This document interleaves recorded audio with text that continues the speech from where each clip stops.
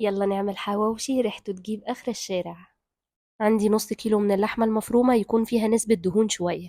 هنزل عليهم ببصلتين حجم وسط مفرومين في الكبة، ولو حابين تزودوا البصل عن كده ممكن، بس ده بالنسبة لي كمية مظبوطة.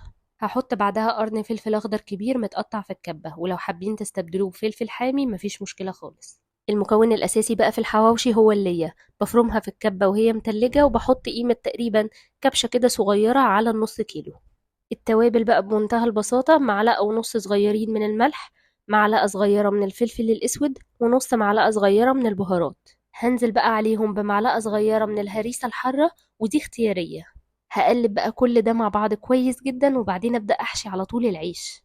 بفتح طبعا العيش حتة كده صغيرة من الجنب، وأبدأ أحط فيها اللحمة، وطبعا الكمية زي ما انتوا حابين، وهبطط اللحمة وأوزعها في الرغيف كله.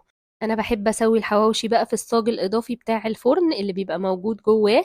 باحط كده فويل عليه وأبدأ أسوي فيه. باكون مجهزة معلقتين سمنة ومعلقتين زيت مسيحاهم، وبادهن بيهم الحواوشي من فوق ومن تحت، وبعد كده باحطهم في صينية التسوية وعلى فرن حامي جدا في الرف اللي تحت الأوسط، ولما بياخد لون كويس من تحت بقلبه على الوش التاني.